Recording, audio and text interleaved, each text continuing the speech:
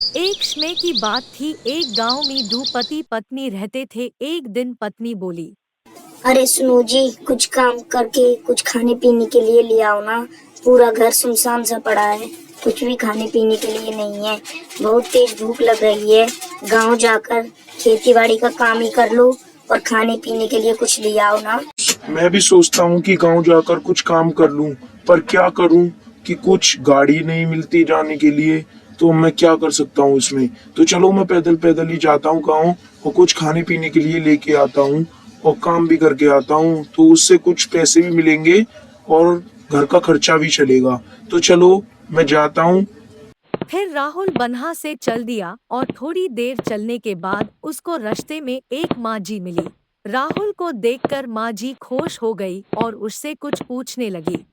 बेटा, क्या तुमको मेरी छड़ी मिली? वो बहुत ही कीमती छड़ी है।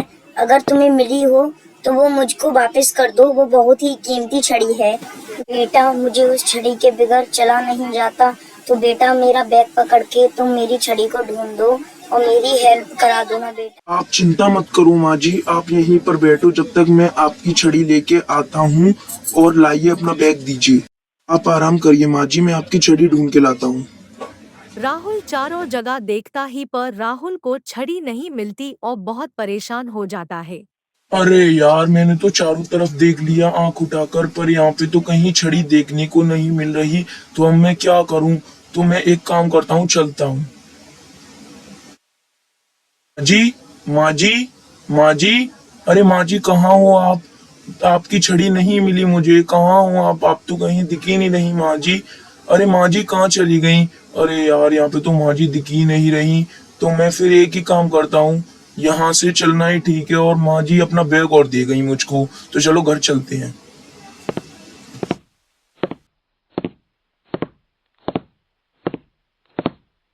अरे, आ गए आप। और ये थैला किसका ले आए हो? और आप तो गांव जाने वाले थे, तो इतनी जल्दी आप घर पे कैसे आ गए? और ये थैला किसका उठा लाए हो, पहले ये बताओ मुझको। तो ये थैला किसका है, बताओ ना कुछ। अरे रास्ते में एक मुझे माँ जी मिल गई थी, तो ये उन्हीं का थैला है। और वो देके वो ये बोल रही थी कि मेरी छड़ी कहीं पर खो गई है, और मुझे ये थैला देके वहां से चली गई। फिर उसके बाद मुझे माँ जी मिली ही नहीं। मैं बहुत तेज तेज चिल्लाया, पर वहां पर कोई भी नहीं था। अब तुम एक काम करो, इस बैग को अपने पास रख लो। सुनीता, कुछ खाने के लिए नहीं बनाया? मुझे बहुत तेज भूख लग रही है। नहीं जी, कुछ घर में है ही नहीं, तो फिर मैं क्या बनाती। भगवान कहीं से दो रोटी ही दे दे। अरे, अरे, ये रोटी और ये चावल और ये इतनी सारी सब्जियां कहाँ से आ गई? अरे भगवान, तेरा लाख लाख शुक्र। तूने कहाँ से दो पेट भरने के लिए रोटी दे दी।